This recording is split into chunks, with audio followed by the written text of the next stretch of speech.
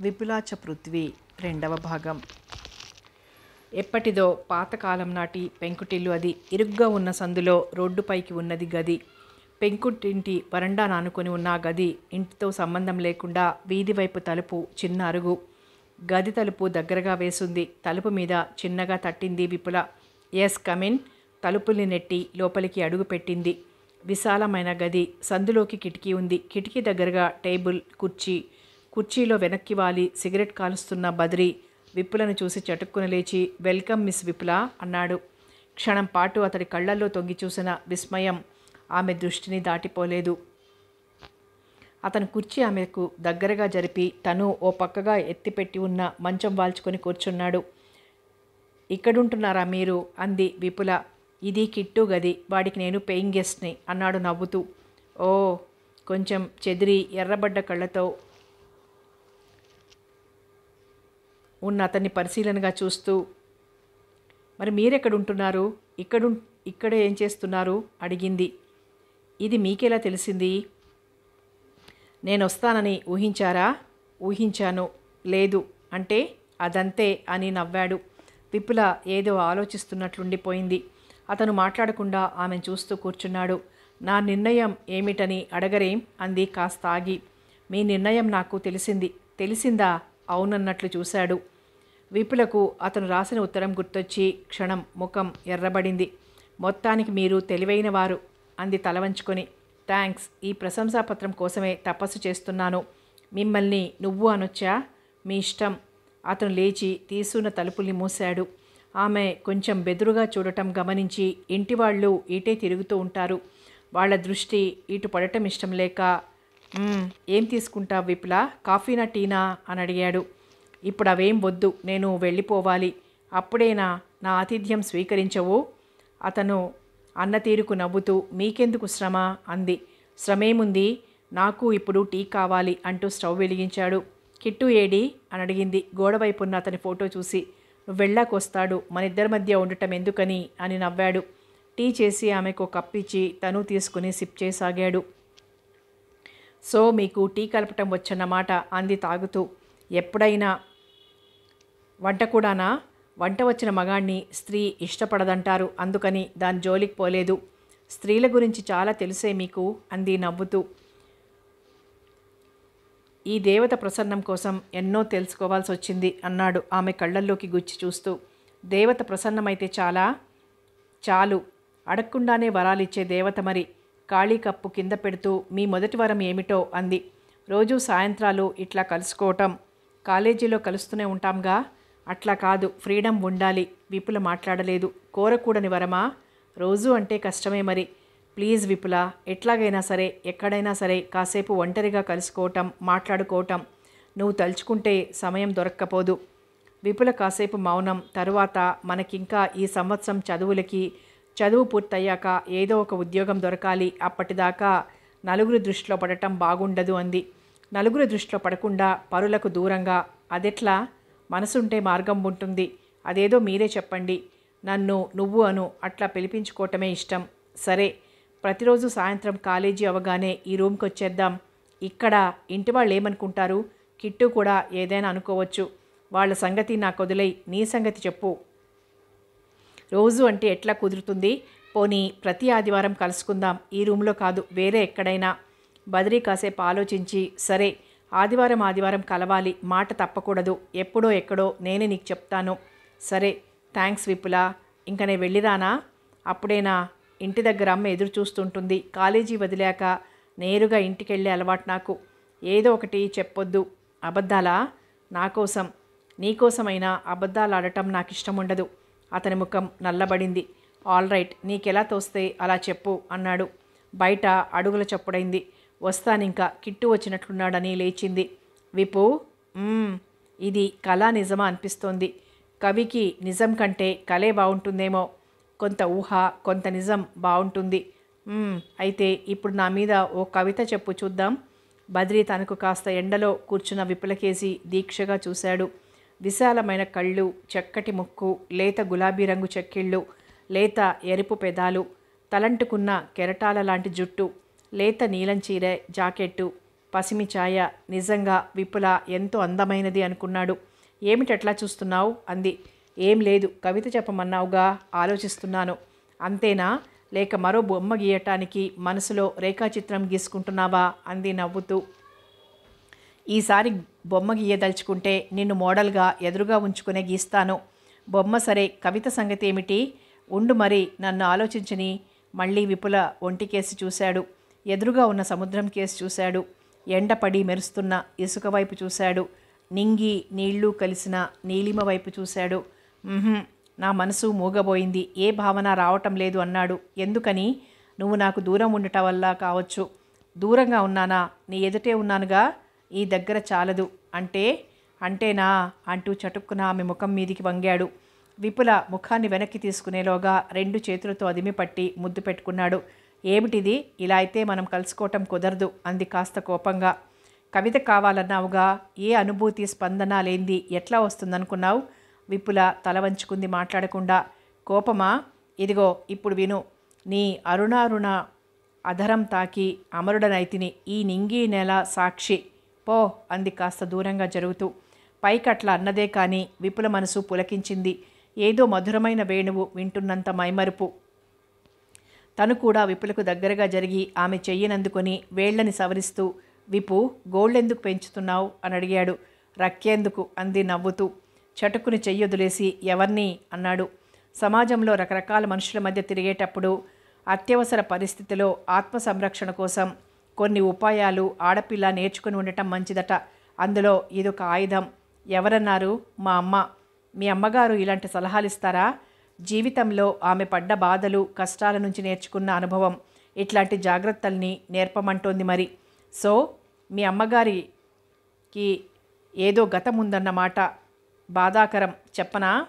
ఇప్పుడు వద్దులే, మన మూడ్ చెడిపోతుందేమో. అయినా విపు, నీ గోళ్ళు ఇంత పొడుగ్గా పెంచుకోవటం నాకేం బాగాలేదు.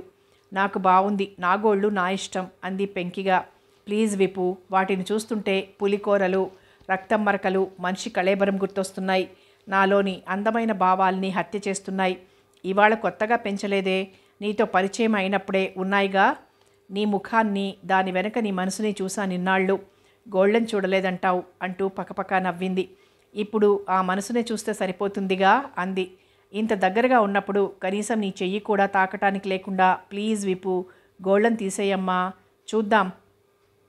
విపు, మళ్ళీ ఏమిటి? ఒక్కసారి నీ ఒడిలో తలపెట్టుకొని పడుకోనియవు. కోరికలు పెరిగిపోతున్నాయి, ఇంక వెళ్ళిపోదాం బాబు. వాడెవడు అంటూ చుట్టూ చూశాడు. చచ్చుజోకు అంది ముఖం చిట్లించి. బద్రి కోపంగా చూసి ముఖం తిప్పుకున్నాడు. 2 క్షణాలాగి కోపం వచ్చిందా అని అడిగింది. అతను పలకలేదు. నవ్వు రాకపోయినా నవ్వాలి కాబోలు అంది అలుకగా. అతను అప్పటికీ మాట్లాడకపోయేసరికి సారీ బద్రి, ఇంత నొచ్చుకుంటావనుకోలేదు అంది. అతను అట్లాగే బిగుసుకుని కూర్చున్నాడు. సరే, నేను 3 అంకెలు పలికేలోగా నువ్వు మాట్లాడకపోతే నా ఒళ్ళో తలపెట్టి పడుకునే ఛాన్స్ పోగొట్టుకుంటావు. 1 చటుక్కుని చూసి నవ్వి థ్యాంక్స్ విప్పు అంటూ ఆమె ఒడిలో తలవాల్చి వెల్లకిలా పడుకున్నాడు. విపుల భుజం చుట్టూ చెయ్యి వేసి సగం ఆమె మీదికి వాలి, ఈ 7 రోజుల నుండి ఎంత కఠినమైన తపస్సో అన్నాడు బద్రి. సరిగ్గా కూర్చో బద్రి, ఇది గుడి, ఎవరైనా చూస్తే బాగుండదు అంది విపుల. పొద్దుటిపూట దేవుడు ఎవరికి గుర్తొస్తాడులేదు? వండుకోవటం తినటం దాంట్లో పడి కొట్టుకు చేస్తుంటారు పాపపు జీవులు. పాపం, వాళ్లకు ప్రేమ తినటం చేతకాదు మరి అంది నవ్వి. కరెక్ట్ అంటూ ఆమె చెయ్యి తన చెంపకద్దుకుంటూ గుడ్ గర్ల్ అని మెచ్చుకున్నాడు. ఎందుకట? గోళ్ళు తీసేశావుగా, నీకోసం ఎంతో ప్రాణంగా పెంచుకున్నాను అంది దిగులుగా. వెదవగోళ్ళు పోనిద్దు. చటుక్కుని చెయ్యి లాక్కుని నావేం వెదవగోళ్ళు కాదు అంది కోపంగా. సారీ, వెరీ సారీ, మా విపుల గోళ్ళు బంగారువి, ఏం పొగండక్కర్లేదు. పొగిడినా తప్పేనా? పొగిడే వాళ్ళెప్పుడు ఎదుటి వాళ్ళని బోల్తా కొట్టించాలని చూస్తుంటారు. నిన్ను బోల్తా కొట్టిస్తే నాకేం బొరుగుతుందంటావు? ఏమో, ఏం ఆశిస్తున్నావో నాకేం తెలుస్తుంది అంది ఓరగా చూస్తూ. అన్నీ తెలుసు నీకు, నటించకు అన్నాడు చెంపను ముద్దు పెట్టుకుంటూ. ఇది మరీ బాగుంది, ఇంకా ఏదో అనబోయింది. నిజంగానా అంటూ మళ్ళీ ముద్దు పెట్టుకోబోయాడు. ఏమిటిది బద్రి, ఎవరైనా చూస్తే బాగుండదు, సరిగ్గా కూర్చో అంది దూరంగా జరుగుతూ. ప్రేమికులన్న తర్వాత ఇట్లాంటివి సర్వసాధారణం. నేనేదో తప్పు చేస్తున్నట్లు ఊరికే ఫీల్ అవ్వకు. నాకు ఇట్లాంటివి ఇష్టం ఉండవు బద్రి. ఎట్లాంటివి అన్నాడు చిలిపిగా చూస్తూ. పద, టైం 11:30 అయింది, అమ్మ నా కోసం చూస్తూ ఉంటుంది అంది మాట మార్చేస్తూ. తప్పనిసరిగా అతను లేచాడు. ఏయ్ విపు నిన్నే. "మ్మ్, ఏమిటంత పరధ్యానం? నీ గురించే. నీ పక్కనే ఉన్నాగా. అందుకే ఈ థియేటర్లో ఎవరైనా తెలిసిన వాళ్ళు మనల్ని చూస్తే ముచ్చట పడతారు. మనం ఇట్లా తిరగటం. అబ్బా విపు, నువ్వు నిజంగా ఎంతో పిరికిదానివి. ఒకసారి చుట్టూ చూడు. మనలాంటి వాళ్ళు ఎంతోమంది ఉన్నారు వీళ్లలో. జీవితంలో ఇట్లాంటి అనుభవాలు పోగొట్టుకుంటే మళ్ళీ రమ్మన్నా రావు" అన్నాడు నచ్చజెప్తున్నట్లు. విపుల ఊరుకుంది. సినిమా మొదలైంది. మన్మథ లీలలు అది వరకోసారి చూసింది విపుల. మళ్ళీ తన అభిమాన నటుడు కమల్ హాసన్ కోసం బద్రీ రమ్మనగానే ఒప్పుకుంది. మార్నింగ్ షో అయినా హౌస్ఫుల్ అయింది. ఎంతో ఇంట్రెస్ట్గా సినిమా చూస్తున్న విపుల బద్రీ తనకు మరింత దగ్గరగా జరగటం, భుజం చుట్టూ చెయ్యి వేయటం తెలుస్తున్నా ఆ చీకట్లో చూస్తున్న సినిమా ప్రభావం మనసుని మత్తుగా చేసి అదో రకం అనుభూతిని కలిగించగా ఊరుకుంది. ఇంటర్వెల్లో బద్రీ బయటికి వెళ్ళాడు. కుర్చీలో ఒదిగి కూర్చుని ఏదో ఆలోచిస్తున్న విపులకు తను కూర్చున్న వరుసకు 2 వరుసలు ముందు వరుసలో వెనక్కి తిరిగి తన వంకే చూస్తున్న ఓ ముఖం పరిచితంగా తోచింది. అతను వరలక్ష్మి అన్నయ్య. పక్కన ఎవరో ఫ్రెండ్స్ కూడా ఉన్నట్టున్నారు. విపుల గుండె ఆగి కొట్టుకోవటం ప్రారంభించింది. అతను తనని గుర్తుపట్టుంటాడా? గుర్తుపడితే వరలక్ష్మికి తనని గురించి ప్రశ్నిస్తాడేమో. వరలక్ష్మి చెప్పేస్తుందా? వరం అట్లాంటిది కాదు అనుకుంది. ఒకవేళ వరం చెప్తే మాత్రం ఏమైంది? ఎందుకు ఇట్లా భయపడుతోంది తను? ప్రేమించటం నేరం పాపం కాదు కదా. ఇప్పుడు కాకపోయినా ఈ ఏడాది గడిచాకైనా బద్రీని తను పెళ్లి చేసుకుంటుంది. అప్పుడైనా అందరికీ తెలియాల్సిందేగా. కానీ ఈ ఏడాది కాలం తమ ప్రేమ రహస్యంగానే ఉంటే బాగుంటుంది. చదువు సవ్యంగా సాగుతుంది. మరే ఇతర సమస్యలు తలెత్తకూడదు అనుకుంటే. బద్రీ కూల్ డ్రింక్స్ తీసుకొచ్చాడు. విపుల కళ్ళు ముందు వరుసలోకి ఆ ముఖం కోసం చూశాయి. కనిపించలేదు. అన్యమనస్కంగానే కూల్ డ్రింక్ తాగింది. మళ్ళీ సినిమా మొదలైంది. బద్రీ చెయ్యి ఆమె భుజాన్ని చుట్టబోయింది. వారిస్తూ విపుల ప్లీజ్ అంది. 10 నిమిషాలాగి మళ్ళీ చెయ్యి వేసి ఆమె చెంపలు పెదవులతో స్పృశించాడు. విపులకు కోపం చిరాకు కలిగాయి. చటుక్కున లేచి వెళ్ళిపోదాం అంది. తెల్లబోయాడు బద్రీ. కూర్చో, సినిమా అయ్యాక వెళ్దాం అన్నాడు మెల్లగా. వెళ్ళిపోదాం అన్నది మళ్ళీ. కూర్చో విపు అన్నాడు బతిమాలుతూ.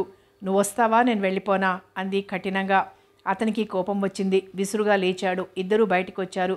రిక్షా మాట్లాడి ఆమె కూర్చున్నాక వస్తానైనా చెప్పకుండా వెళ్ళిపోయాడు బద్రీ. 4 వారాలు గడిచాయి. ఈ 4 వారాలు బద్రీ విపులను కన్నెత్తైనా చూడలేదు. ఎప్పట్లా తనని ఫలానా చోట కలుసుకోమని అడగలేదు. విపుల ఎవరో తెలియని వ్యక్తిలా ప్రవర్తించసాగాడు. విపులకది సహించరానిదిగా ఉంది. ఏదో తప్పు చేసినట్లు బెంగగా ఉంది, వెలితిగా ఉంది. కాలేజీలో మామూలు పరిచితుల్లాగా ఉండాలని, ప్రేమ అన్నది మనసులో ఉంటే చాలని ఇన్నాళ్ళు తనను తాను నమ్మించుకుంది. బద్రీని కూడా నమ్మించాలని చూసింది.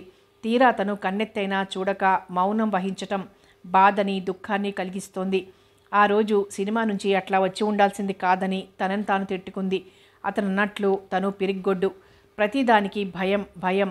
బ్రతుకే భయంగా తలుచుకొని వణికిపోవటం తప్ప అనుభూతుల్ని పొందటం చేత కాదు.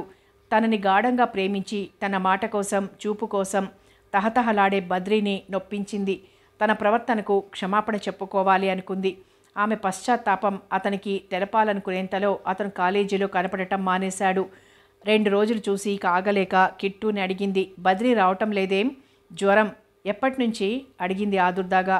మొన్నట్నుంచి. ఎట్లా ఉన్నాడు? మీరు చూడాలనుకుంటున్నారా? అవును. సాయంత్రం కాలేజీ అవగానే కిట్టు రూమ్కెళ్ళింది విపుల. గది అంతా చీకటిగా ఉంది. లైటు వేసింది. మంచం మీద ముసుగు పెట్టుకుని ఉన్నాడు బద్రీ. వీధి వైపున్న తలుపు మూసి కిటికీ రెక్కలు తెరిచింది. అతని మంచం దగ్గరకు కుర్చీలాక్కను కూర్చుంది. బద్రీ నెమ్మదిగా పిలిచింది. అతను బదులు పలక్కపోవటంతో దుప్పటి పక్కకు లాగింది. అప్పుడే నిద్రలోంచి లేచినట్లు కళ్ళు చిట్లించి చూస్తూ ఎవరు? ఓ నువ్వా అన్నాడు. ఎట్లా ఉంది ఒంట్లో అంటూ అతని నుదుటి మీద చెయ్యి వేసింది. చల్లగా తాకింది. అతని వళ్ళంతా చెమటతో ముద్దగా ఉంది. దుప్పటి పూర్తిగా తీసేస్తూ జ్వరం జారినట్లుంది. చెమటలు పోస్తున్నాయి అంది విపుల. ఎందుకొచ్చావు? వెళ్ళిపో, ఎవరైనా చూస్తే బాగుండదు అన్నాడు ముఖం చిట్లించి. కోపం పోలేదన్నమాట. ఆ రోజు అట్లా చేయటం తప్పే, క్షమించు అంది.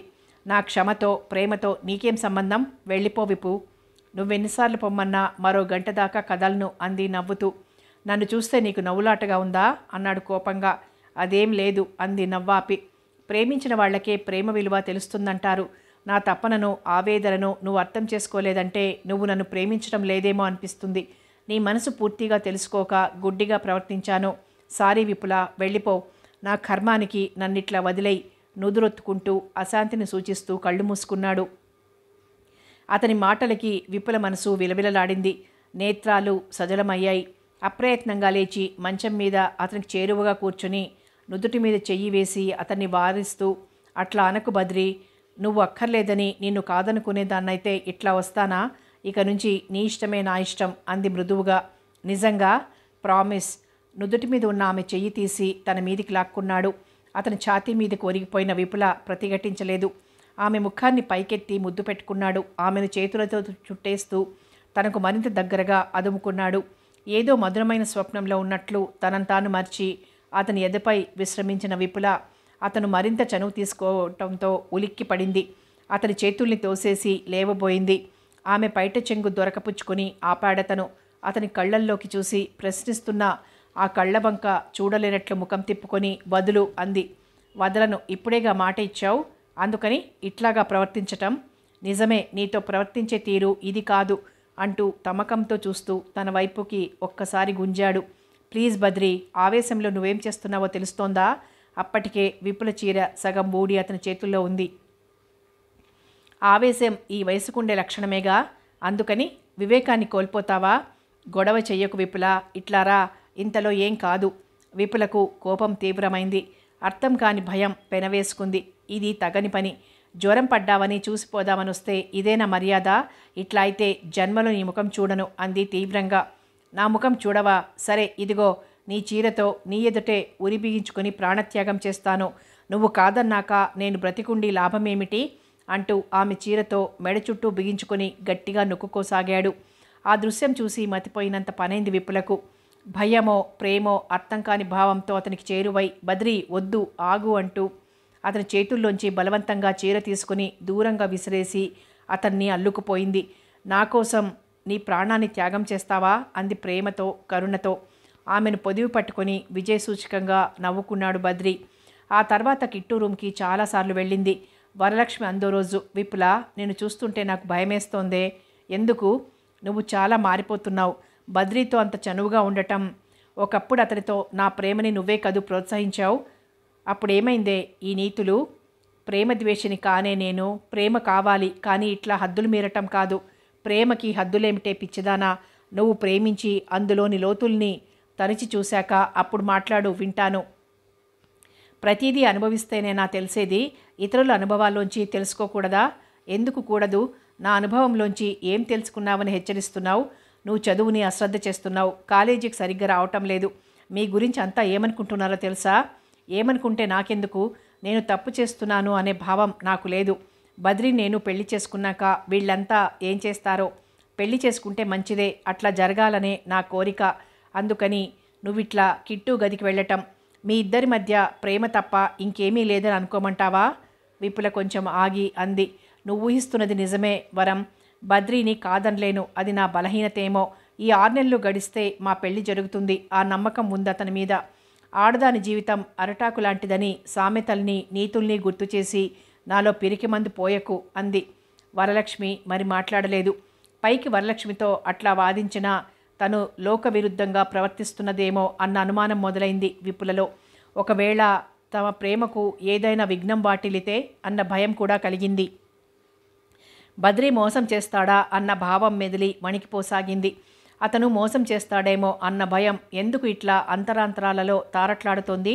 తను స్త్రీగా జన్మించటం వలన, శీలం అర్పించటం తొందరపాటు అన్న భావన తనలో నిలిచి ఉండటం వలన, తన తల్లి ఇచ్చిన స్వేచ్ఛని దుర్వినియోగం చేసుకోలేదు కదా అన్న అనుమానం వలన, ఈ భయాలు ఇట్లాంటి భావాలతో ఆధునిక స్త్రీ, చదువు విజ్ఞానం ఉన్న వివేకవంతురాలనని విర్రవీగే తను ఎందులో ఎక్కువ? సనాతన స్త్రీ కంటే ఎందులో ఉన్నతం? ఈ ఆత్మవిమర్శల వల్ల భయాన్ని జయించగలిగింది విపుల. బద్రీని కలవటం తగ్గించి క్లాసులో పాఠాలపై శ్రద్ధ పెంచి చదువుకోవటంలో పడింది. అప్పుడప్పుడే చదువుపై ఏకాగ్రత కుదిరి ఓ క్రమంలో పడిన విపుల జీవితం అనుకోని మలుపు తిరిగింది. 2 నెలలు దాటినా రాని పీరియడ్ బ్రతుకును ముళ్ళకంప చేసి సమస్యగా నిలిచింది. ఇన్నాళ్ళు అంతర్గతంగా దాగి వెనక్కిలాగిన భయానికి రూపం ఏర్పడబోతోంది. చదువా పెళ్ళ ఏదో ఒకటి తేల్చుకోవాల్సిన సమయం వచ్చింది. ఇట్లాంటి అవాంతరం రాకూడదని తీసుకున్న జాగ్రత్తకి సృష్టి వెక్కిరించినట్లయింది. విపులకిది చాలా షాక్. 2 రోజుల దాకా మామూలు మనిషి కాలేకపోయింది. ఆ రోజు సాయంత్రం బద్రీ రూమ్కెళ్ళింది. ఏ కబురు పిలుపు లేకుండానే వచ్చిన విపులను చూసి కన్నుగీటుతూ, ఏమిటింత దయ పుట్టుకొచ్చింది నా మీద అన్నాడు బద్రీ. నీతో మాట్లాడాలి. కేవలం మాటలేనా అన్నాడు నడుం చుట్టూ చెయ్యి వేసి. బద్రీ, పిల్లికి చెలగాటం అంటారే, అదేమిటో ఇప్పుడు అర్థమవుతోంది నాకు అంది గంభీరంగా. ఇవాళ కొత్తగా అర్థాలు వెతుక్కోవాల్సిన అవసరం ఏమొచ్చింది? అది చెప్పాలనే వచ్చాను. ఆమెను వదిలి కుర్చీలో కూర్చున్నాడు. విపుల కూడా కూర్చున్నాక సిగరెట్ వెలిగించి దమ్ములాగి వదులుతూ చెప్పు అన్నాడు. విపుల ఆలోచిస్తోంది ఎట్లా చెప్పాలా అని. ఏమైంది అడిగాడు మళ్ళీ. పాత కదే, స్త్రీ హద్దు దాటి మగాడికి లొంగిపోతే ఏం జరుగుతుందో అదే. అంటే అర్ధోక్తిగా చూశాడు. 2 నిమిషాలాగి, అసలు ఎట్లా జరిగింది ఇది? ఎక్కడో పొరపాటు జరిగింది, దీనికింత మూడ్ పాటు చేసుకోవాలా అన్నాడు. నేను దీన్ని సంతోషించే విషయంగా తీసుకోలేను. నువ్వింత పిరికిగా నా పరిస్థితిలో ఉన్న మరో ఆడది ఇంతకంటే ధైర్యంగా ఉంటుందనుకోను అంది పదునుగా. కోపమా? కాదు, బాధ. అనవసరం. తలెత్తి అతని ముఖంలోకి లోతుగా చూస్తూ ఏమిటి నీ ఉద్దేశం అని అడిగింది. ఇంత చిన్న విషయాన్ని నా దాకా తీసుకురావడం నీ బేలతనాన్ని చూపుతోంది. నా దగ్గరకు వచ్చే బదులు డాక్టర్ని కన్సల్ట్ చేస్తే సరిపోయేదిగా. సిగరెట్ పొగ రింగులుగా వదులుతూ కుర్చీ వెనక్కి వాలి అతనంటున్న తీరులో ఏదో నిర్లక్ష్యం తోచి మనసు బగ్గుమంది విపులకు. ఆ మాత్రం ఆలోచన నాకు రాలేదనుకోకు. నా పరిస్థితికి కారణమైన నీతో చెప్పటం బాధ్యతగా భావించాను అంది వాడిగా. టేక్ ఇట్ ఈజీ విపుల. ఎందుకంత ఆవేశం? మంచినీళ్ళు కావాలా? వద్దు. పోనీ కాఫీ అయినా టీ అయినా? No thanks. అతను కూజాలోని నీళ్లు గ్లాసులో వంపుకొని నిదానంగా తాగుతూ, ఈ పరిస్థితికి కారణం నువ్వు కూడానేమో ఆలోచించు విపుల అన్నాడు. అతని వంక ఆశ్చర్యంగా చూసింది. అతనికి చీమ కుట్టినట్లు కూడా అనిపించట్లేదు. తాపీగా తప్పొప్పుల బేరీజు వేస్తున్నందుకు అసహనంగా ఉంది. ఏదో భయం వెన్నులోంచి జరజరా పాకింది. బద్రీ, అవును, ఆడదాని సహకారం లేంది మగవాడేం చెయ్యలేడు. నువ్వు ఇష్టపడి నన్ను కోరుకుని నాతో సహకరించావు. అయినా ఈ ప్రమాదం జరగకూడదని జాగ్రత్త కూడా తీసుకున్నాం కదూ అంటే అయోమయంగా చూసింది. అర్థం చేసుకోగల తెలివి ఉంది నీకు. ఆమె కొయ్యబారిపోయింది. అతను సిగరెట్ వెంట సిగరెట్ తగలేస్తూ పచారులు చేస్తున్నాడు. కిట్టు 2 సార్లు గదిలోకి తొంగి చూసి మళ్ళీ వెళ్ళిపోయాడు. విపుల తేరుకొని, ఇదే నీ సమాధానమా అంది. జీవితాన్ని ప్రమోదంగా తప్ప ప్రమాదంగా ఎప్పుడూ తలవనివాణ్ణి. నీ ఈ భారాన్ని దించేశాక మళ్ళీ కనపడు, ఎంజాయ్ చేద్దాం నవ్వాడు. అతనిలోని భయంకరమైన మనిషిని అప్పుడే చూసింది విపుల. బద్రీ, నువ్వేనా అంది విభ్రమంగా. నేనే. ఎందుకు అనుమానం? నువ్వు ఆ బద్రీవి కావు. అది నీ భ్రమ. ఏది భ్రమ? గతమా? గతం నాస్తి అన్నారు, దాన్నెందుకు తలవటం? ఇప్పటి సంగతి చూడు. చూస్తూనే ఉన్నాను. నీలోని విశ్వరూపం ఇప్పుడే చూస్తున్నాను.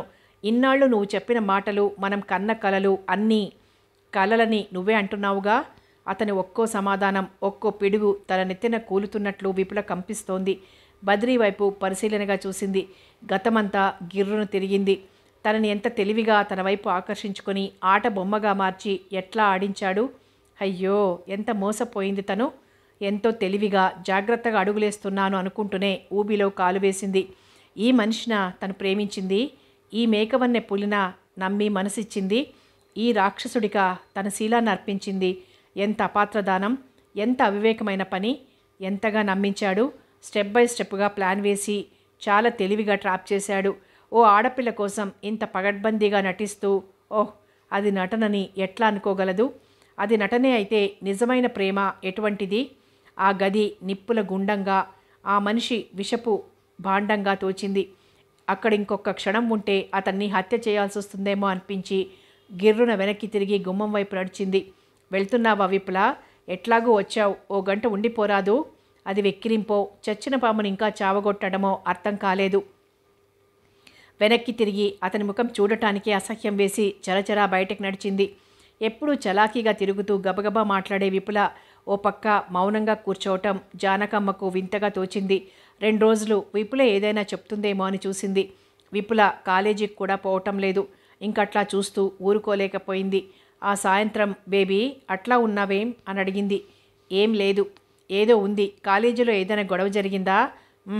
మరి ఎందుకలా ఉంటున్నావు? కాలేజీకి ఎందుకు వెళ్ళటం లేదు? తల్లి నెమ్మదిగా లాలనగా ప్రశ్నించిన తీరుకు కరిగిపోయింది విపుల. తల్లి గుండెల్లో తలదాచుకుని భోరుమన్నది. జానకమ్మ మరి ప్రశ్నించక ఓదార్పుగా తలనిమురుతూ ఉండిపోయింది. ఆ రాత్రి భోజనం చేస్తున్నప్పుడు అమ్మా నేను తప్పు చేశాను అంది విపుల. విపుల చెప్పబోయేది శ్రద్ధగా వింటున్నట్లు చూసింది జానకమ్మ. ఓ మోసగాడి మాటలు నమ్మి ప్రేమని భ్రమపడి కళ్ళు నిండుకున్నాయి నీళ్లతో. ఎవరతను? అతని పేరు నా నోటితో చెప్పలేనంతగా అసహ్యం వేస్తోందమ్మా. ప్రేమించాడని నమ్మాను. ప్రశ్నార్థకంగా చూసింది జానకమ్మ. తల్లి కళ్ళల్లోకి చూడలేనట్లు తలదించుకొని అవునన్నట్లు తల ఊపింది. ఆవిడ ఎదురు చూడని అగాధం తగిలినట్లు చేష్టలు దక్కి కూర్చున్న ఆ తీరులోనే అర్థమైంది విపులకు. తన తల్లి అందరి తల్లుల్లా ఏడవటం మొత్తుకోవటం చేయదని తెలుసు. కనీసం తనని పల్లెత్తి మాట కూడా అనని ఆమె సంస్కారానికి సిగ్గుతో చితికిపోయింది. తనకింత స్వేచ్ఛ ఇచ్చి వ్యక్తిత్వంపై నమ్మకముంచిన అమ్మకు తీరని వెదను మిగిల్చింది అనిపించి మనసు నిస్పృహలో కూరుకుపోయింది. విపుల కంచంలోని అన్నాన్ని అటూ ఇటూ కెలుకుతూ కంటనీరు పెట్టుకోవటం చూస్తూ సహించలేకపోయింది జానకమ్మ. విపు ఎంతో ఆత్మస్థైర్యం ఉన్న పిల్ల. ఇంతగా బేలైందంటే వాడు బాగా నమ్మించుండాలి. ఏ సమస్య అయినా తనకు తానే పరిష్కరించుకుంటుంది. తనదాకా వచ్చిందంటే దిక్కుతోచని పరిస్థితిలో ఉండుంటుంది. కన్న తల్లిగా చేయూతనిచ్చి వెన్ను తట్టడం తన బాధ్యత అనుకుంది. ఊరుకో బేబీ, నీ మనసెంతగా గాయపడిందో అర్థమవుతోంది. కానీ నీ కంట నీరు మాత్రం సహించలేను, క్షమించలేను. నా పెంపకంలో ఏదైనా లోపం ఉందేమో అని సందేహించాల్సి వస్తుంది. ఇట్లాంటి ఎదురుదెబ్బల్ని నిబ్బరంతో భరించాలి. అతన్ని నీ మనసులోంచి దూరంగా తరిమేసేయి. అదంతా పీడకలనుకో. ఇదేదో పెద్ద సమస్యగా చిత్రించుకొని నిన్ను నువ్వు భయపెట్టుకోకు. అంతా సక్రమంగా జరిగేట్టు నేను చూస్తాను అంది మెల్లగా ధైర్యం చెప్తూ. ఆ తర్వాత విపులతో రాజమండ్రి వెళ్ళింది జానకమ్మ. అక్కడ కూతురితో అల్లుడితో ఆలోచించి అక్కడే విపులకు అబార్షన్ చేయించింది. విపుల తనలో తాను చిన్నతనంగా ఫీల్ అవ్వకూడదని అనుక్షణం ఎవరో ఒకరు కనిపెడుతూ ఏవేవో ఇతర విషయాల్ని గురించి మాట్లాడుతూ విపుల నా దెబ్బ నుంచి కోలుకునేటట్లు చేశారు. 20 రోజుల తర్వాత మళ్ళీ కాలేజీకి వెళ్ళటం ప్రారంభించింది విపుల. వరలక్ష్మి ఇదివరకులా విపులతో కలివిడిగా ఉండటం లేదు. ఇంట్లో పెద్దవాళ్ళు ఏం మందలించారో దూరంగా తప్పుకొని పోతోంది. క్లాస్లో చాలామంది తనని అదోరకంగా చూడటం, వెలివేసినట్లు ప్రవర్తించటం గమనించింది విపుల. తన వెనుక స్టూడెంట్స్ హేళనగా జోక్స్ వేసుకోవటం కూడా వింది. అన్ని అవమానాల్ని భరించి నిర్లిప్తతో ఉంది. రోడ్డు మీద ఒంటరిగా కాలేజీకి వెళ్ళొస్తున్నప్పుడు జరిగిన రోజులన్నీ కళ్ల ముందు గిర్రును తిరిగేవి. ఎంత ప్రేమ నటించాడు, ఎట్లా ప్రాధేయపడ్డాడు. తను లేకపోతే జీవితమే లేదన్నంత ఆరాధన చూపాడు. తన చూపు కోసం, మాట కోసం ఎన్నో రోజులు వేచి తనపై కవితలల్లి చివరికి తనను గెలిచి పొంది అవసరం తీర్చుకున్నాక మోజు పోయాక మగ జంతువు కంటే హీనంగా ప్రవర్తించాడు. ఇవాళ తన పక్కన వరం లేదు, వెనక బాడీగార్డ్లా బదిలీ లేడు. ఒంటరిగా తన గమ్యం వెతుక్కుంటూ నిట్టూర్చింది విపుల. ఇతర జ్ఞాపకాల్ని నొక్కివేసి సాధ్యమైనంత వరకు మనసుని చదువుపై లగ్నం చేసి పట్టుదలగా కృషి చేయసాగింది విపుల. బద్రి మామూలుగా కాలేజీకి వస్తున్నాడు. అతనిప్పుడు ప్రేమ సబ్జెక్ట్ మీద కార్టూన్లు వేస్తున్నాడు. అతని చుట్టూ చేరే స్టూడెంట్లు, ఆ నవ్వులు, జోకులు అంతా మామూలే. అతని ప్రవర్తనలో ఏం తేడా లేదు. దీపాన్ని తాకేదాకా తెలియదు శలభాలకి అది అగ్నిగుండమని, తన్ని కాల్చేస్తుందని. దీపంలోని వెలుగుకి ఆకర్షింపబడి పరిగెత్తి శలభంలా తను ఆ నవ్వులు, మాటలు, అతి వినయం మురిసిపోయి మనసు పారేసుకుంది. తనలా మళ్ళీ మరో శలభం. ఫైనల్ పరీక్షలయ్యాక లైబ్రరీలో పుస్తకాలు ఇవ్వటానికి వెళ్ళింది విపుల. లైబ్రరీయన్తో మాట్లాడుతూ కనిపించాడు బద్రి. లోపలికెళ్ళి పుస్తకాలు బల్లపై ఉంచి ర్యాక్లోని పుస్తకాలు వెతుకుతూ నిలబడింది విపుల. బద్రి విపుల దగ్గరికి వచ్చాడు. హలో విపు, బావున్నావా? అంది తల తిప్పకుండానే. నువ్వు ఊరి నుంచి వచ్చాక మళ్ళీ నా రూమ్కి రానేలేదేం? ఎందుకేమిటి? ఆ రోజున అట్లా అన్నావని. Don't talk nonsense. గతం నాస్తి. ఈరోజు నువ్వెవరో నేనెవరో మైండ్ ఇట్ అంది నిప్పులు కురిసేలా చూస్తూ. నా మాట నాకు అప్పచెప్తున్నావా? సో నీకు నాపై కోపం తగ్గలేదన్నమాట. విపు, ఎంతైనా ఆడదానివి, నన్ను ప్రేమించిన దానివి. నీ కోపం పూర్తి తగ్గాక మళ్ళీ నా అవసరం నీకు రావచ్చు. జరిగింది మర్చిపోయి. అతని మాటలు పూర్తి చేయనీయలేదు విపుల. షటప్, నీ అవసరం నాకు జన్మకు లేదు. నిన్ను నీ పేరు తలుచుకుంటేనే అసహ్యం. మనుషుల్లో మృగానివి, నీ ముఖం నాకు చూపించకు. అక్కడి నుంచి విసురుగా వచ్చేసింది విపుల. ఆ తర్వాత అక్కగారు ఊరొచ్చేసింది విపుల. సెలవులు అక్కడ గడిచాక వైజాగ్లో ఎంఏలో సీట్ వచ్చింది. ఆ 2 ఏళ్ళు చదివే లోకంగా గడిపింది విపుల. హాస్టల్ వదిలి ఎక్కడికి వెళ్ళేది కాదు. ఎవరితోనూ ఎక్కువగా పరిచయం పెంచుకోలేదు. స్నేహం ముసుగులో మరో ఉపద్రవాన్ని కొని తెచ్చుకోవటం ఇష్టం లేక ఎంఏ అవగానే అదే ఊళ్ళో ప్రైవేట్ కాలేజీలో ఉద్యోగం దొరికింది.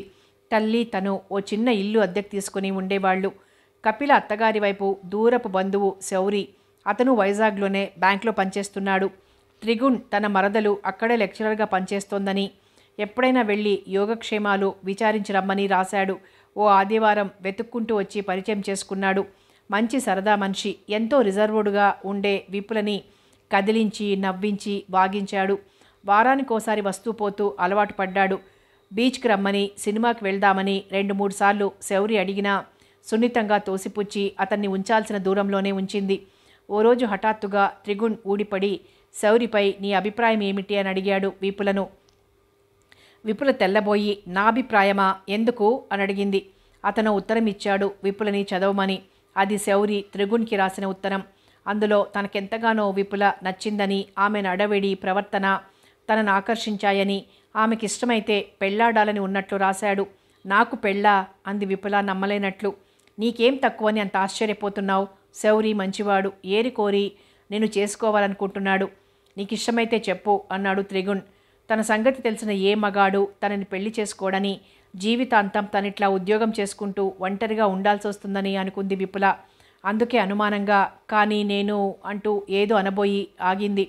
చూడు, నీలోని ఆ ఆత్మన్యూనత భావాన్ని పోగొట్టుకొనిదే సుఖంగా బ్రతకలేవు విపుల. ఆ సంఘటన నీ జీవితంలో జరగనే లేదని అనుకుని మర్చిపో. అతనికి తెలియాల్సిన పనిలేదు. దాచటం అన్యాయం కాదా బావా? ఎప్పటికీ కాదు.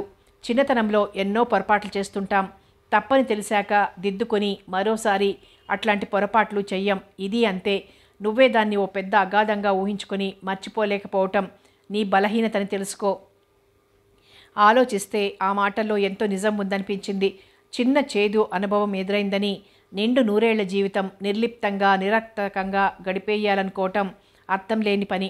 తోడుగా నీడుగా ఎవరో ఒకరి సాన్నిహిత్యం లేనిదే బ్రతుకుబాటలో ఒంటరితనం వీడదు. నీడలా వెన్నంటి జీవితంపై మబ్బులు ముసిరేలా చేసిన గతం నీలిఛాయల్ని చీల్చి చెండాడే రవికిరణంలా తనకొక జీవన సహచరుడు కావాలి. శౌరిని మొదటిసారిగా ఆ దృష్టితో చూసి ఆలోచించింది విపుల. చామన ఛాయ, కళ్ళజోడు, విశాలమైన పాలం, సదా నవ్వే కళ్ళు, సౌమ్యత సహృదయత మూర్తి భవించిన ఆ రూపం. అతని మనసులో తను స్థానం సంపాదించుకోగలగటం గర్వకారణమే. అతను నేరుగా తనతో ఈ విషయాన్ని ప్రస్తావించకుండా త్రిగుణ్ ద్వారా తన ఉద్దేశాన్ని బయటపెట్టడం పెద్ద మనిషి తరహాని సూచిస్తోంది. అభ్యంతర పెట్టే కారణమేదీ దొరక్క మనసు అతని వైపు ఒగ్గినా సరే అని త్రిగుణ్తో అనలేకపోయింది విపుల. ఆ తర్వాత తల్లి అక్క వరుసగా నచ్చచెప్పారు. మరో అనుమానానికి ఆలోచనకు తావివ్వక శుభకార్యం జరిపించారు. విపుల మనసులో పేరుకుపోయిన స్తబ్దత నుంచి చైతన్యంలోకి తీసుకొచ్చి ప్రేమకు కొత్త రూపం, అనుబంధానికి కొత్త అర్థం చెప్పాడు శౌరి. 3 ఏళ్ల అన్యోన్య దాంపత్యానికి చిహ్నంగా పింకీ, అతనికి ప్రమోషన్, పింకీ సంరక్షణ కోసం తన ఉద్యోగానికి రిజైన్ చేయటం, వరుసగా వచ్చిన పరిణామాలు. జీవితం హాయిగా సాఫీగా సాగిపోతున్న తరుణంలో బద్రి భయంకరమైన పీడకలలా నిట్టూర్చింది విపుల. కాలం ఎట్లాంటి వాళ్లలోనైనా పరివర్తన తెస్తుందంటారు. అతనికి పెళ్ళైంది. బాధ్యతలు బరువులు తెలుసుండాలి. ఈ 10 ఏళ్ల కాలం అతనిలో మార్పు తెచ్చి అతనిలోని బలహీనతల్ని తప్పుల్ని దిద్దుకునేలా చేసిందేమో. ఇంకా అతనిలో వెనకటి భయంకర మనస్తత్వం ఉండే ఉంటుందనుకుంటూ తనెందుకిట్లా బెదిరిపోవటం? పిరికి వాళ్లను మరింత తరుముకొచ్చే లోకమిది. ఆత్మస్థైర్యం నిండుగా ఉంటే ఎవరేం చేయగలుగుతారు? జీవితం అంటే అంతులేని ఒక పోరాటం అని ఎవరో కవి అననే అన్నాడు. గెలుపు ఓటములను సమాన దృష్టితో తీసుకుంటూ ముందుకు సాగిపోవాలి. విపుల మనసుని అదుపులో పెట్టుకోవటానికి నిద్రపోవటానికి ప్రయత్నించింది. తిరిగి విపులకు మెలకువ వచ్చేసరికి చాలా పొద్దెక్కింది. ముందు రూమ్లో పేపర్ చూస్తూ కాఫీ తాగుతున్నాడు శౌరి. అప్పటికే పింకీ లేచి తండ్రి పాలు కల్పిస్తే తాగి బుద్ధిగా హోంవర్క్ చేసుకుంటోంది. బాత్రూంలోకి వెళ్తున్న విపులను చూసి గుడ్ మార్నింగ్ అన్నాడు శౌరి. అతని ముఖంలో చిరునవ్వు చూసి మనసు తేటపడింది విపులకు. వంట అయ్యాక పింకీని స్కూలుకు పంపి శౌరికి వడ్డించి దగ్గర కూర్చుంది విపుల. ఏమిటంత బద్ధకంగా ఉన్నావు? రాత్రి సరిగ్గా నిద్ర పట్టలేదా అడిగాడు శౌరి. ఎందుకు పట్టలేదు? 10 గంటలకే విపరీతమైన నిద్రొచ్చింది. కళ్ళెర్రగా ఉంటే వేడి చేసి అటు ఇటు మసులుతూనే ఉన్నావు. పక్కలో నిద్రలోనేమో. తడుముకోకుండా తన నోటి నుంచి వస్తున్న అబద్ధాల్ని చూసి తనే విస్తుపోయింది. ఒక్క నిజంతో సమసిపోయే సందేహానికి ఎన్ని అబద్ధాలు ఆడాల్సి వస్తుంది అనుకుంది. ఏమిటా పరాకు? ఎంత నెయ్యి వంపేశావో? స్పృహలోకి వచ్చి చూసింది. నేతి గిన్నెలో నెయ్యి సగానికి పైగా అతని కంచంలో వంపేసింది. సారీ అంది కాస్త సిగ్గుపడి. అతడు ఆమె ముఖంలో ఒక క్షణం చూసి మరి మాట్లాడక భోజనం పూర్తి చేశాడు. కంచం తీసి అక్కడ శుభ్రం చేసి పింకీ విడిచిన బట్టలు సబ్బులో పెట్టింది. విపో, ఈ షర్టుకు గుండి కుట్టనే లేదా? మర్చిపోయాను, ఉండండి ఒక్క నిమిషం అంటూ దారపు ఉండ తీసుకుంది. వద్దులే, నాకు టైం అయిపోయిందంటూ హడావిడిగా స్కూటర్ బయటికి తీసి విపుల కోసం చూశాడు. ఎప్పట్లా విపుల గుమ్మంలోకి రాలేదు. అతని బ్రుకుటి ముడిపడింది. స్కూటర్ స్టాండ్ వేసి గబగబా లోపలికొచ్చాడు. చేతిలోంచి జారిపడి చిక్కుపడిన దారాన్ని చిక్కు విడదీసి ఉండకు చుట్టాలని ప్రయత్నిస్తోంది విపుల. అతను లోపలికి రావటం చూసి ఏం మర్చిపోయారు అని అడిగింది. నేనా, నువ్వా మర్చిపోయింది? అర్థం కానట్టు చూసింది.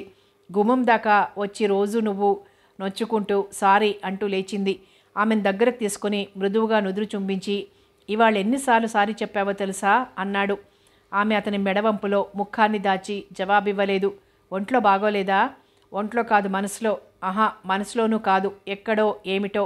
ఎందుకో ఈ అస్థిమితం నాకు మాత్రం తెలిస్తేగా అనుకుంది. శౌరికి ఏదో ఒక జవాబివ్వాలి, లేకపోతే వదలడం తెలుసు. ఏమిటో బద్ధకంగా ఉంది, మీరెళ్ళండి, మళ్ళీ పడుకుంటాను అంది. ఆమె నుదుటి మీద చెంప అంచి, టెంపరేచర్ ఏం లేదే, ఎందుకు ఈ బద్ధకం అన్నాడు. స్నానం చేస్తే పోతుందిలేండి, నాకేం కాదు, ముందు మీరెళ్ళండి, టైం అయిపోయింది అంటూ అతన్ని బలవంత పెట్టి పంపేసింది. తలుపేసి వచ్చి మంచం మీద వాలిపోయింది. తనిట్లా ఉండకూడదని తెలుసు, ఉండాలని లేదు. ఎంత ప్రయత్నించినా ఉత్సాహాన్ని తెచ్చుకోలేకపోతోంది.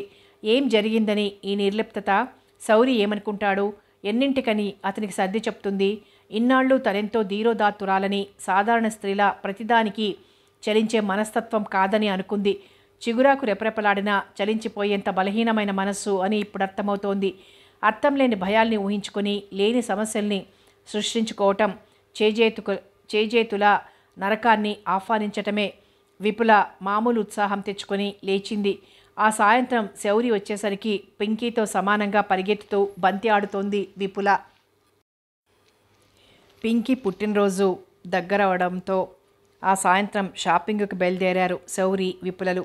2-3 రెడీమేడ్ షాపులు గాలించి చివరికి నచ్చిన గౌను తీసుకున్నారు. తిరిగి వస్తున్నప్పుడు దారిలో వాసవి క్లాత్ షోరూమ్ దగ్గర పడగానే ఏదో గుర్తొచ్చి స్కూటర్ ఆపాడు శౌరి. విపుల, ఇదే కదూ నీ ఫ్రెండ్ షాపు? లోపలికెళ్ళి ఓసారి చూసొద్దామా అని అడిగాడు. ఊరికే చూడటం ఎందుకు, ఏదైనా కొనాలనుకున్నప్పుడు వద్దాం, ఇప్పుడు ఇంటికెళ్ళిపోదామండి అంది. కొనాలనేముంది, ఓసారి చూసి అతనుంటే పలకరించొద్దాం పదా అన్నాడు స్కూటర్ స్టాండ్ వేస్తూ. అయిష్టంగానే అతని వెనక నడిచింది విపుల. విశాలమైన హాలు, వాటి నిండా రకరకాల బట్టలు. సేల్స్మెన్సు, గర్ల్సు రంగురంగుల డిజైన్లలో ఉన్న చీరల్ని గుట్టలుగా కస్టమర్స్ ముందు పడేస్తున్నారు. అంతా రద్దీగా ఉంది. షాపు బాగానే రన్ అవుతోందని అర్థమవుతోంది. ఏం కావాలి సార్ అడిగాడు సేల్స్మ్యాన్. మీ ప్రొప్రైటర్ ఏడి? లేడు సార్. ఎప్పుడొస్తాడు? తెలీదు సార్. సరే పోదాం పద విపుల అన్నాడు శౌరి కాస్త నిరుత్సాహంగా. చీరలేం వద్దా సార్? వద్దు. ఆయనకేమైనా చెప్పాలా సార్ అన్నాడు వదలకుండా. విపుల వారించేలోగా ఆయన చిన్నప్పటి ఫ్రెండ్ వచ్చాడని చెప్పు అన్నాడు శౌరి. మరునాటి మధ్యాహ్నం 2 గంటల సమయంలో కాలింగ్ బజర్ మోగింది. విపుల విశ్రాంతిగా పడుకుని చలం నవల చదువుకుంటోంది. ఎవరై ఉంటారా అనుకుంటూ లేచి తలుపు తీసింది. బద్రి, నువ్వా అంది. ఆమె ముఖంలో ఆశ్చర్యం, కళ్ళల్లో అయిష్టత గమనించాడు బద్రి. శౌరి గారు లేరా అని అడిగాడు. శౌరికి తనకి ఎంతో పరిచయం ఉన్నట్లు, అతని కోసమే వచ్చినట్లు. ఆ ప్రశ్న విని ముఖం చిట్లించింది. ఈ సమయంలో ఇంట్లో ఉంటారనుకునే వచ్చావా అంది నవ్వటానికి ప్రయత్నిస్తూ. ఓ, ఆఫీస్ కదూ ఆయనకి, నాకంటే బిజినెస్ కనుక ఓ టైం అంటూ ఉండదు, ఆయనకట్లా కాదుగా అని నవ్వేసి, ఏమిటి వాకిట్లోనే నిలబెట్టేశావు, లోపలికి రాకూడదా అన్నాడు అదోలా చూస్తూ. ఆమె అడ్డు తొలగి అతనికి దారిస్తూ, బిజినెస్ మ్యాన్వి, 1,00,000 పనులుండొచ్చు, కూర్చునే తీరిక ఉంటుందో ఉండదో అని, రా కూర్చో అంది. అతను ముందు గదిలోని సోఫాలో కూర్చున్నాడు. గదిని పరిశీలనగా చూస్తూ, నువ్వొక్కదానివే ఉన్నావా ఇంట్లో? ఏం చేస్తుంటావు ఈ తీరిక సమయంలో అని అడిగాడు. ఇంటి పట్టున ఉండే గృహిణులంతా ఏం చేస్తారో అదే, పుస్తకాలు, రేడియో, కుట్లు, అల్లికలు. నిన్ను చూస్తుంటే నాకు ఆశ్చర్యంగా ఉంది అన్నాడు నవ్వుతూ. చటుక్కున అతని కళ్ళలోకి సూటిగా చూస్తూ, ఎందుకు అంది. చదువుకున్నావు, ఆధునిక భావాలంటే నీకు చాలా ఇష్టం. ఉద్యోగం మానుకొని భర్తచాటు ఇల్లాలుగా మారిపోయి కేవలం ఇంటికే పరిమితమైపోయి, ఏమైతే నాకిందులోనే శాంతి, తృప్తి ఉన్నాయి. మనిషికి కావాల్సినవి ఈ 2. లోకాన్ని ఉద్ధరిస్తానని నీతో ఎప్పుడూ ప్రగల్భాలు పలకలేదే అంది నవ్వుతూ. ఈనాడు చదువుకున్న స్త్రీలు ఆర్థిక స్వాతంత్రం కోసం, ఉద్యోగం, భావ స్వాతంత్రం కోసం తనకంటూ వేరే వ్యాపకాలు, సాంఘిక సేవ, మహిళా మండలి ద్వారా దీన జనోద్ధరణ వగైరాలు. నువ్వు చెప్పే వ్యాపకాలన్నీ ఉన్నత వర్గంలోని స్త్రీలకు కావాలి. నేను మధ్యతరగతి స్త్రీని, అయినా నాకు అన్ని స్వాతంత్రాలు ఉన్నాయి. వాటి కోసం వెంపర్లాడాల్సిన పనిలేదు. అన్నట్టేం తీసుకుంటావు? కాఫీయా, టీయా? ఈ సమయంలో టీ తీసుకుంటే బాగుంటుంది. విపుల వంటగదిలోకి వెళ్ళింది. టీపాయ్ మీద ఉన్న మ్యాగజైన్స్ తిరిగేస్తూ కూర్చున్నాడు బద్రి. 5 నిమిషాల్లో కప్పుతో తిరిగొచ్చింది విపుల. అతనికి ఒక కప్పు ఇచ్చి తను తీసుకుని ఎదురుగా ఉన్న కుర్చీలో కూర్చుంది. టీ తాగుతూ విపులనే పరిశీలనగా చూస్తున్నాడు బద్రి. కొద్దిగా రేగిన జుట్టు ముఖం మీద పడుతోంది. అప్పటిదాకా పడుకుని ఉందేమో, కొంచెం నలిగి ఉంది చీర. నిర్మలంగా ఉన్న ఆ ముఖం, ఆ శరీరాకృతి సమ్మోహనకరంగా ఉంది. తనను మామూలు పరిస్థితుల్లా చూస్తూ తమ మధ్య ఏమీ జరగనట్లే మాట్లాడటం అతనికి ప్రోత్సాహకరంగా ఉంది. యవ్వనం తొలి దశలో మనసిచ్చి అతనికి తన కన్యత్వం ధారపోసిన ఏ స్త్రీ అతన్ని తొందరగా మర్చిపోలేదని బద్రీ నమ్మకం. అప్పటికంటే అతను మరింత ఉన్నత స్థితిలో ఉన్నాడు. రూపంలో కూడా హుందాతనం వచ్చింది. అడపాదడపా కథలు రాస్తున్నాడు. ఇప్పటికీ తనకి విపులపై వ్యామోహం తగ్గలేదని తెలిస్తే ఎట్లా ప్రవర్తిస్తుందో అనుకున్నాడు. తన వెంకే రెప్పవేయకుండా చూడటం గమనించి, ఏమిటి ఒంటరిగా వచ్చావు? నీ మిసెస్ని కూడా తెస్తే బాగుండేదిగా అంది. ఆమెకి తీరికెక్కడా? ఉమెన్స్ క్లబ్ సెక్రటరీ కావటం వల్ల ఏవేవో బాధ్యతలు. పల్లెటూళ్ళకెళ్ళి ఉచిత నేత్ర చికిత్స శిబిరాన్ని నిర్వహిస్తున్నారు. ఆ హడావుడి, ఇంట్లో ఉండేదే తక్కువ. అయితే మీ ఆవిడ్ని చూడడం కష్టమన్నమాట.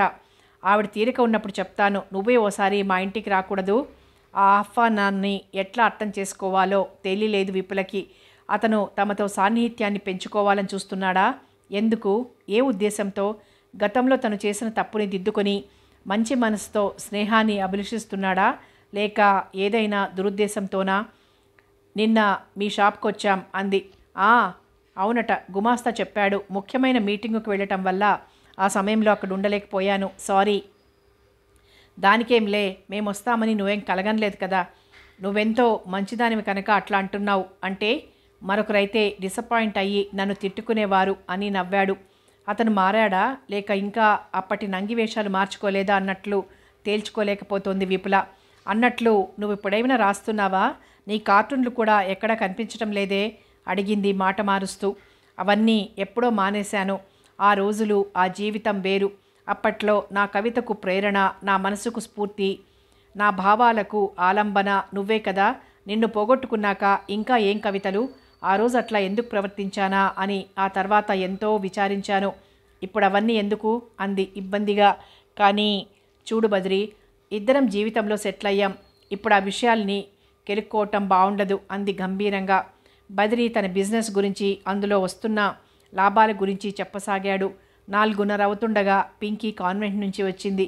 బద్రిని చూసి గుర్తుపట్టి, అంకుల్ ఎందుకు వచ్చాడమ్మా అని అడిగింది. విపుల ఏదో చెప్పేలాగా మీ మమ్మీని చూడాలని అనేశాడు నవ్వుతూ. అయితే నువ్వు చెడ్డవాడివన్నమాట అంది వెంటనే ఉలిక్కి పడ్డట్లై. చెడ్డవాడినా అన్నాడు వింతగా. మా డాడీ చెప్పారు, పెద్ద పెద్ద ఆడవాళ్ళని గుడ్లగూబలా చూసేవాళ్లంతా చెడ్డవాళ్లట. ఆరిందాలా చేతులు తిప్పుతూ మళ్ళీ కార్టూన్స్లోని బేబీలా నదురు బెదురు లేకుండా అనేస్తున్న పింకీని చూస్తుంటే ముచ్చటేసింది బద్రీకి. విపుల పింకీని అలా అనకూడదని మందలించి లోపలికి వెళ్ళిపోయింది. ఇక అప్పుడు లేచి, వస్తా విపుల, చాలాసేపు అయింది వచ్చి అన్నాడు. శౌరి ఆఫీస్ నుంచి వచ్చాడు. వంట ప్రయత్నంలో ఉంది విపుల. అతను స్నానం చేసి విశ్రాంతిగా కూర్చున్నాక కాఫీ అందించి మళ్ళీ వంటగదిలోకి వెళ్ళింది విపుల. పింకీ తండ్రి దగ్గర కూర్చుని కబుర్లు చెప్తోంది. డాడీ, ఇందాక అంకుల్ వచ్చారు అంది. అంకులా? ఎవరమ్మా? త్రిగుణ? ఆహా, ఈ అంకుల్ చెడ్డవాడు డాడీ. ఏం చేశాడు? మమ్మీని అంటూ ఏదో చెప్పబోయిన పింకీని కేకేసింది విపుల. పింకీ వచ్చాక, ఏమిటా పిచ్చి మాటలు, వెళ్ళి ఆడుకో అంటూ పంపేసింది. అది గమనించిన శౌరి బ్రుకుటి ముడిచాడు. మన ఇంటికి ఎవరైనా వచ్చారా అని అడిగాడు. బద్రీనాథ్ వచ్చాడు. నిన్న షాప్కి మనం వచ్చి వెళ్ళినట్లు తెలిసి. పింకీ చెప్పిన చెడ్డవాడు అతనేనా? ఏమన్నాడేం అన్నాడు నవ్వుతూ. అది కుతూహలమో అనుమానమో అర్థం కాలేదు. ఏమంటాడు అని ఊరుకుంది. అతను మరి ప్రశ్నించలేదు. విపుల ఏదైనా చెప్తుందేమో అని ఎదురు చూశాడు. విపుల ఆ విషయాలు ఎత్తక పేపర్ చూస్తూ రాజకీయాల గురించి మాట్లాడసాగింది. శౌరి ఆసక్తి చూపించలేదు. కొంచెం అలిగినట్లు లేచి వీధిలోకి వెళ్ళి పింకీని పిలిచి ఇద్దరూ బంతి ఆడడం ప్రారంభించారు. విపుల పేపర్ చదవటం పూర్తి చేసి అక్కడే కూర్చుండిపోయింది. రోజులా తండ్రి కూతుళ్ళ ఆట చూడలేదు. రేడియో ఆన్ చేసి పరధ్యానంగా వింటూ ఉండిపోయింది. రాత్రి భోజనాలప్పుడు కూడా ఇద్దరి మధ్య ఎక్కువగా మాటలు జరగలేదు. పింకీ పడుకున్నాక గదిలోకి వచ్చింది విపుల. గుండెల మీద పుస్తకం ఉంచుకొని సీలింగ్ వంక దీర్ఘంగా చూస్తూ ఆలోచిస్తున్నాడు శౌరి. ఇంకా మీరు పడుకోలేదా అంది. ఆహా, నీకోసమే చూస్తున్నాను. లైట్ ఉంచనా తీసేయనా అంది. ఉంచు. రేడియోలో గానసుధలో చిట్టిబాబు వీణొస్తోంది. విపుల కళ్ళు మూసుకుని వింటూ పడుకుంది. విపుల, నిన్నో ప్రశ్న అడగనా? కళ్ళు తెరిచి చూసింది. అడగండి అంది. సరైన సమాధానం చెప్పాలి. ఊపిరి బిగబట్టి అతను అడగబోయేదానికోసం ఎదురు చూసింది. సాయంత్రం నుంచి ఎంతో పరాకుగా ఉన్నావు, ఎందుకని? తేలిగ్గా నిట్టూరుస్తూ ఎందుకనుకుంటున్నారు అంది. ప్రశ్నకి ప్రశ్న సమాధానమా? మీరేమనుకుంటున్నారో తెలుసుకోవాలని. నిజం చెప్పనా? మీరు అబద్ధాలు కూడా చెప్తారా? అవసరాన్ని బట్టి. సరే, నిజం చెప్పండి. బద్రీనాథ్ని చూసి నువ్వెందుకో భయపడుతున్నావు. పక్కలో బాబు పడ్డట్లే అదిరిపడింది విపుల. అవునా? నాకెందుకు భయం? ఎందుకో నువ్వే చెప్పాలి. మీరూహించింది శుద్ధ తప్పు. మరి ఒప్పు ఏమిటో? మీరు పింకీ బయటకెళ్ళిపోయాక ఒంటరితనంగా అనిపించి బోరు కొడుతోంది. ఏదైనా మార్పు కావాలనిపిస్తోంది. ఎలాంటి మార్పు? మళ్ళీ ఉద్యోగంలో చేరదామా అని. ఉన్న ఉద్యోగం వద్దనుకుని కావాలని ఇంట్లో ఉండిపోయావు. ఇప్పుడు మళ్ళీ. అప్పుడు పింకీ మరీ పసిపిల్ల. దాని సంరక్షణ కోసం అట్లా చేయాల్సి వచ్చింది. ఇప్పుడు నా అవసరం దానికి అంతగా లేదు. స్కూలు, ఫ్రెండ్సు, ఆటలు, దానికి ఓ ప్రపంచం ఏర్పడింది. ఉద్యోగం చేయటం మానటం అన్నది పూర్తిగా నీ వ్యక్తిగత విషయం, నీ ఇష్టం. మీ అభిప్రాయం చెప్పకూడదా? అతను వెంటనే జవాబివ్వక ఓ నిమిషం ఆగి అన్నాడు. నా అభిప్రాయం నువ్విట్లా ఉంటేనే బాగుంటుందని. ఇంట్లో ఉండటం అలవాటైపోయింది నీకు. అధిక శ్రమను తట్టుకోలేవేమో. అదీ కాక నా సంపాదన మనకు బాగానే సరిపోతుంది. మీరు చెప్పింది నిజమే. అయినా నా ఒంటరితనం. నా ఉద్దేశం చెప్పాను అంతే. నిర్బంధం కాదుగా. మీ ఉద్దేశానికి వ్యతిరేకంగా నడిచే శక్తి నాకు లేదు. నీ ధోరణి వింతగా ఉంది విపుల. నీ ఇష్ట ప్రకారం చెయ్యమంటే నా అభిప్రాయం కావాలన్నావు. సరే అని వెల్లడిస్తే నాకు వ్యతిరేకంగా నడవను అంటున్నావు. అంటే నీ ఇష్టాన్ని, స్వేచ్ఛను అడ్డుకున్న వాడిని చేసి నన్ను నిరంకుశుడిగా నిలబెడుతున్నావన్నమాట అన్నాడు కాస్త తీవ్రంగా. అతని భుజం మీద చెయ్యి వేసి, శౌరి, అట్లా అనుకోవద్దు. మిమ్మల్ని, మీ అభిప్రాయాన్ని నేను గౌరవిస్తున్నాను అంది. విపుల, ఈ గౌరవం నాకు సంతోషాన్నివ్వదు. మీ సంతోషం కోసం ఏం చేయమంటారు? ఏం చెయ్యొద్దు. నీ మనసుని స్వచ్ఛంగా ఉంచుకో. చెళ్ళున చెంప మీద కొట్టినట్లయింది విపులకు. చెయ్యి వెనక్కి తీసుకుని మౌనంగా ఉండిపోయింది. కథ కొనసాగుతుంది.